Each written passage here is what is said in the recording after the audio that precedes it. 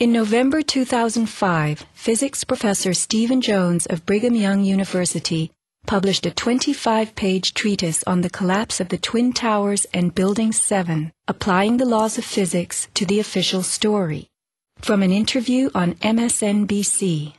As we read in the FEMA report, it says here, and I put this in my paper, of course, the best hypothesis, which is the only one they looked at, fire, has only a low probability of occurrence. Further investigation, analyses are needed to resolve this issue, and Professor, I agree with that. I am sorry that we are out of time, and I'm not sure that one other thing I want to mention about... Okay, if you can hit it, just hit it quickly. All right. Okay, here we go. Molten metal in the basements of all three buildings. Right. And yet all scientists now reasonably agree that the fires were not sufficiently hot to melt the steel. So what is this molten metal? It's a direct evidence for the use of high-temperature explosives such as thermite. Thermite produces molten iron as an end product. Okay. We appreciate your coming on, even if I don't understand your theories. We appreciate you trying to explain them. Thanks.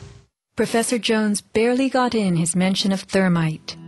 An incendiary used by the military, thermite is a compound of iron oxide and aluminum, which when ignited sustains an extreme heat reaction, creating molten iron.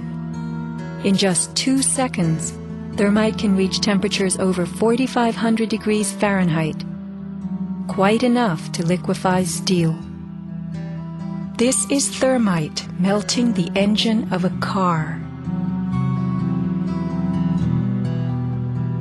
We know that open-air fires cannot burn hot enough to melt steel, but metal had melted at the base of the towers. The second product of a thermite reaction is aluminum oxide, visible as white smoke. Was thermite used in conjunction with explosives on September 11th? Watch this very bright substance pouring from the 81st floor of the South Tower.